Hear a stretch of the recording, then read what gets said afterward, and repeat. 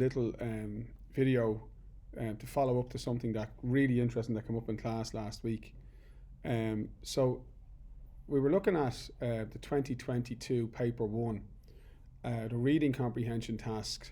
We were on text 2, which if you've looked at it, it's the one about music. Ben Ockery and Tom Gatty were the writers. And I was showing students like suggested answers, model answers. I'll put the document up on the screen in a second. But the question asked, based on your reading of both extracts 1 and 2, explain 3 insights you gained into the power of music. So that was the first question, and that was straightforward. We looked at the evidence, used the Rice rules, the Rick rules, and looked at the paragraphs. Very easy to do. The second question, though, asked, in extract 1, Tom Gatty observes that the music we listen to has a greater and a longer lasting impact on us than the books that we read and the films that we watch. Discuss the extent to which you agree or disagree with this observation.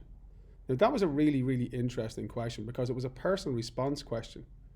Okay? Now, you could obviously use information from the text in order to make that answer. But that answer was asking about your agreement with the idea that music has a long-lasting impact.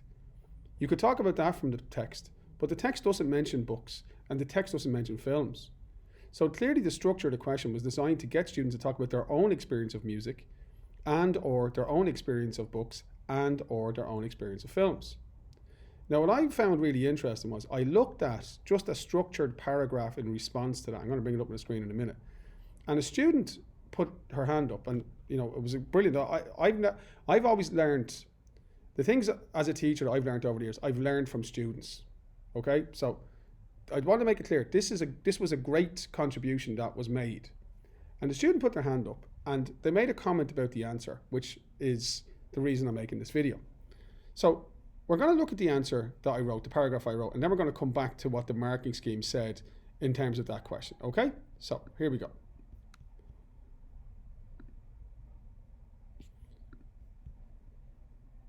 So the question said,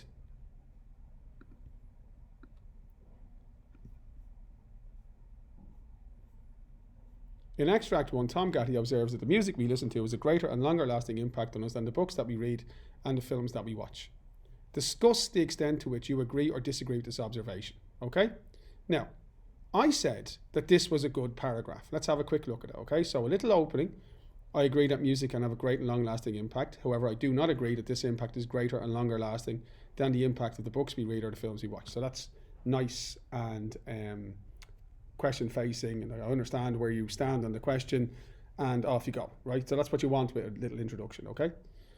And then there's this paragraph. Now the paragraph follows those rules I've talked about a lot, about writing points which are very question facing, clear identity to the paragraph, supported with some level of information or some evidence, and then briefly explained. So let me just read the paragraph really quickly. There is no doubt that music does have a great and powerful impact. So there we go. Look, that's on the question. Okay. Great and long-lasting impact. And I am sure as I get older, I will cling to the songs of my youth in the same way as my father clings to the magic, his words of New Order, Pixies and the Stone Roses. I am probably too young to gauge the impact of music in the long term, but can offer our important insight. Now, the comment that was made is about this green part, and I'm going to get to it now. A couple of years ago, I was listening to a track called I Just Don't Know What to Do With Myself by a band called the White Stripes. My granddad was in the house at the time, and when he heard the track, he insisted I listen to the original version. I had no idea it was a cover, but as I listened to Dusty Springfield's distinctive voice draw out the same lyrics as Jack White, and I watched my granddad mist over with nostalgia and memory, I got a sense of the long-lasting impact of music. See that there? On the question. It was like he had been transported back down the vista of years. A little bit of a quote from a poem that was on the course last year by D.H. Lawrence. He sat in my room for ages after that, telling me about the 60s, about the dance halls, the big bands, and the happiness of his youth. I think it was the longest conversation we have ever had, and that song triggered it all. So that's the paragraph. Now, the issue is that when I read that in class, this student put up her hand and was brave enough to ask this question. And the question that was asked was very simple. Sorry, no, I'll just do this.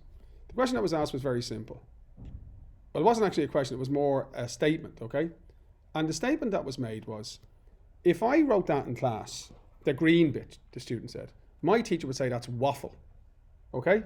Now that word, waffle, kind of struck me, because first of all, it's in itself, it's a term that means it's meaningless and means nothing.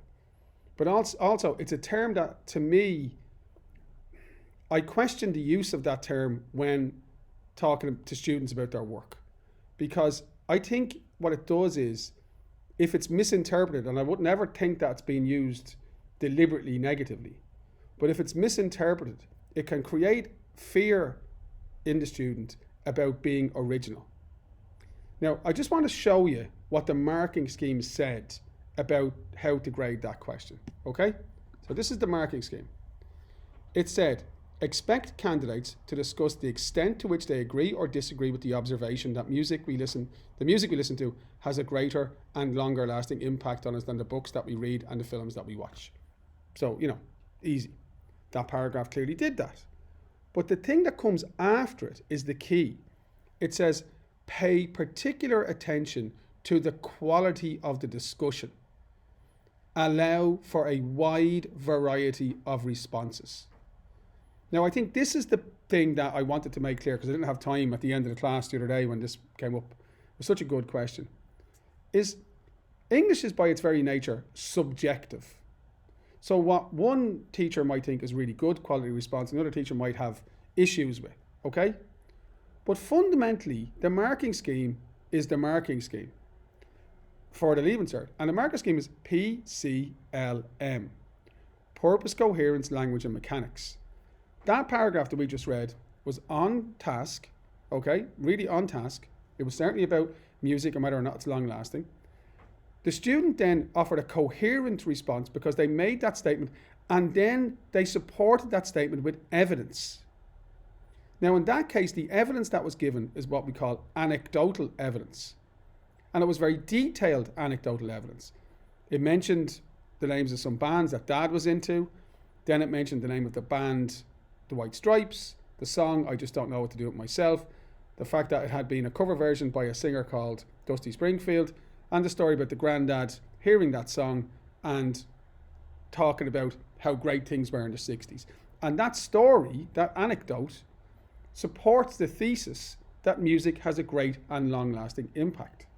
Now, for a teacher to tell a student that that anecdote, which is provided in order to offer substance to the point being made, which is provided in order to offer evidence in support of the point being made, for a teacher to say that that's waffle, I think is incorrect.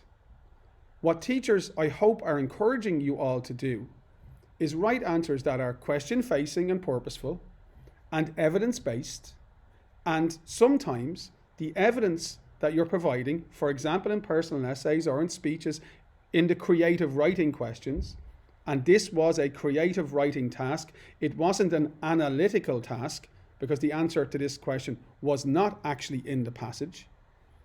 You had to come up with an answer in a creative way. And this answer is evidence-based and is presented in a quite lively style. There's lots of detail, and the anecdote is memorable and interesting. Now, for me, what that does is it presents the work in a way which is original and fresh. I want to show you something really quickly down here.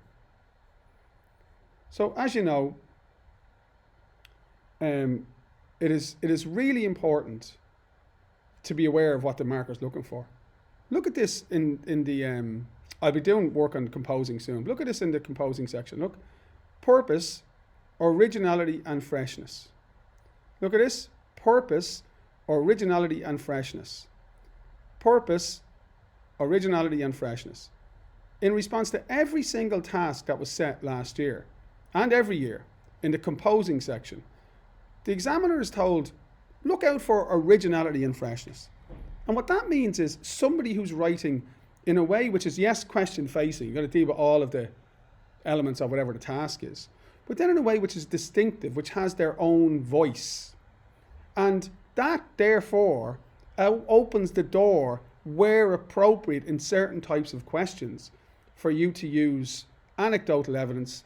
And as long as you can hold it tight in the terms of the question, as long as the story you're telling, the brief like that one about Grandad and the song, is actually clearly being told in order to substantiate or prove or verify the point.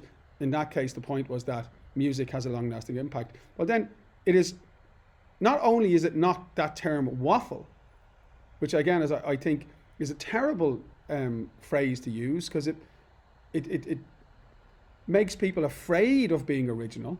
It's not in any way constructive, that term. It doesn't explain what's wrong with the example. As long as the student can give an example and can really use that example as evidence in support of the point being made, well, then it's actually valid and acceptable. And not only is it valid and acceptable, but if it's done in a way which is, as I said, a little bit colourful and lively in the way it's presented, and I think that example I just showed you is, well, then not only is it not acceptable, but it's also original and fresh. And originality and freshness, folks, in the Leaving Cert, especially in paper one, I think across the board, but especially in paper one, is often the difference between the student who gets the H1 grade and the student who gets the H2 grade. They are, technically correct, they're always purposeful, their work is always coherent, the language is controlled, they don't make many mechanical errors, but then the work has that imagination as well that makes you go, God, that was very good. So I hope that was of some interest to you. I just think it was something I wanted to mention, because I'd hate to think that students will be afraid of using ideas that they can see are pertinent or relevant because they might be accused of waffling. Okay? And if anybody wants to come back to me on that, I'd love to hear from you.